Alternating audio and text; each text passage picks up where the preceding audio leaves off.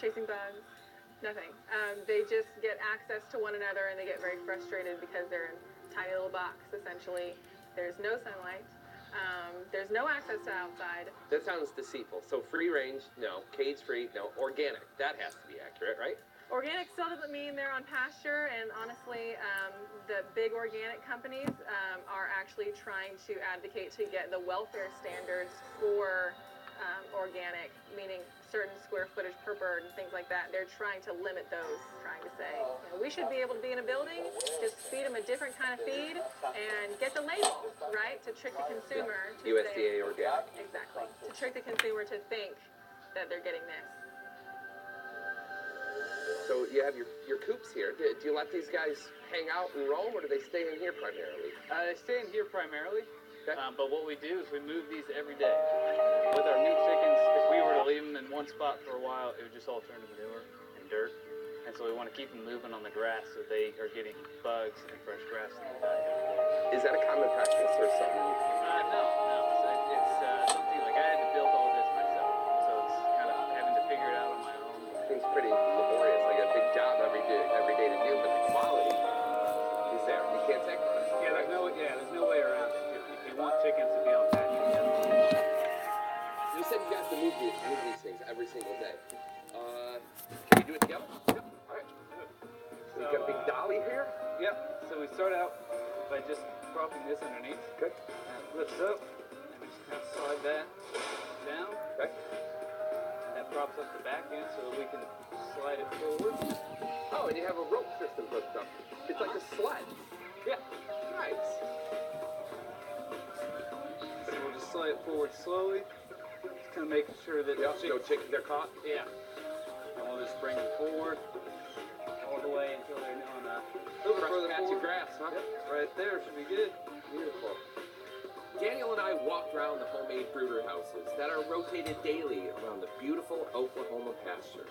He told me that the DIY pens protect them from predators and bad weather, while allowing them to gamble around and eat grass and bugs as they go. Sure, it takes more time and effort to do things the right way, but the difference in the end product is significant. A little extra work goes a long way.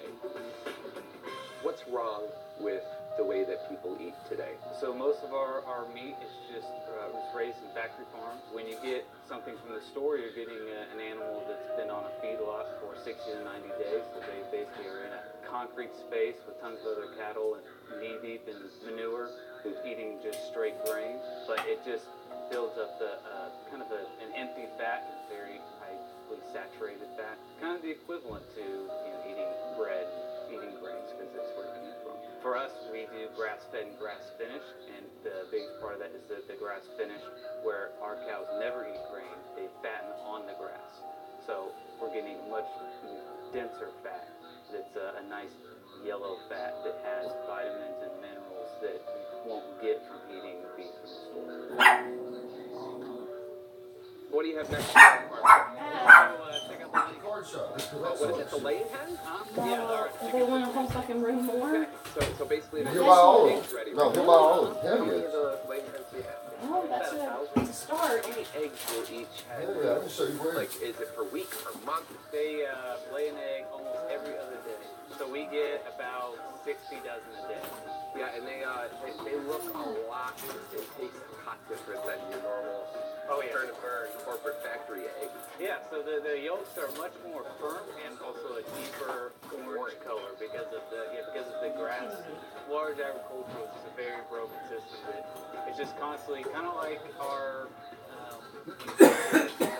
covering up illnesses with medication and stuff like that. Sure. They're just always trying to patch symptoms of the problem, not actually addressing the issue. I find it fascinating that you say, it still can be profitable if you do it the right way. So what is the big problem? Why aren't large companies taking it to that next level and doing something good as well as something well? Well, I would say their biggest issue is that it's very labor intensive.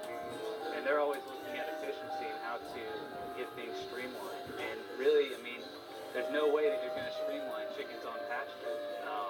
It's going to be much more labor intensive than having them in a big house.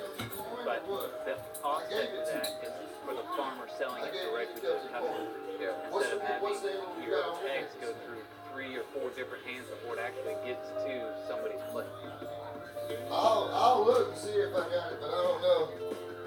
Let's do what you would normally do on a day-to-day basis. Go around and gather up some eggs. You go. All right, let's do it.